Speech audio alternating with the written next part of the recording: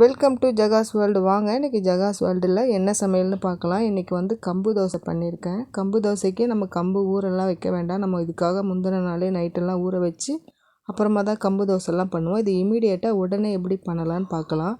அதுக்கு நான் வந்து ஒரு கப்பளவு கம்பு எடுத்திருக்கேன். இதை நல்லா தண்ணி ஊற்றி அலசி எடுத்துக்கோங்க.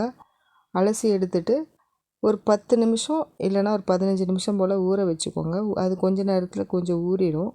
ஊறினதுக்கப்புறம் நம்ம எப்போவுமே அரிசியெல்லாம் அரைப்போம்ல, அந்த மாதிரி நல்லா அரைச்சி எடுத்துக்கலாம். நல்லா பேஸ்ட்டாக இருக்கணும். ரொம்ப கொரப்பாக அந்த மாதிரிலாம் இல்லாமல் நல்லா பேஸ்ட்டாக நம்ம தோசை மாவு எப்படி எடுப்போம் அந்த மாதிரி அரைச்சி எடுத்துக்கோங்க. அரைச்சி எடுத்துட்டு அதுக்கு தேவையான அளவு உப்பும் சேர்த்துக்கோங்க. இந்த மாதிரியும் பண்ணலாம். இல்லைனா நம்ம மாவு அரைச்சி வச்சுருப்போம் இல்லையா, கம்பு மாவு பவுடராக அரைச்சி வச்சுருப்போம்ல, அதுலேயும் கூட இதே மாதிரி பண்ணலாம். புளிக்க வைக்கணும்லாம் அவசியம் இல்லை. புளிக்க வைக்காமல் உடனே செய்யணுன்னா நம்ம இந்த மாதிரி ட்ரை பண்ணலாம். நீங்கள் இந்த மாதிரி ட்ரை பண்ணி பாருங்கள், கண்டிப்பாக நல்லாயிருக்கும்.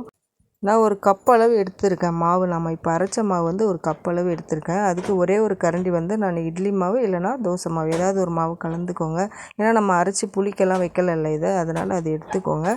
அப்படி மாவு நீங்கள் சேர்க்கலைன்னா ஒரு ஸ்பூன் இல்லைனா 2 ஸ்பூன் அளவு தயிர் சேர்த்துக்கோங்க. நல்லா புளிச்ச தயிர் சேர்த்துக்கோங்க, ரொம்ப நல்லாயிருக்கும். இதை உப்பு போட்டு கரைச்சிக்கோங்க. கரைச்சிட்டு உடனே நாம் எப்பவும் போல் தோசை ஊற்றுற மாதிரி தோசை ஊற்றி எடுத்துடலாம்.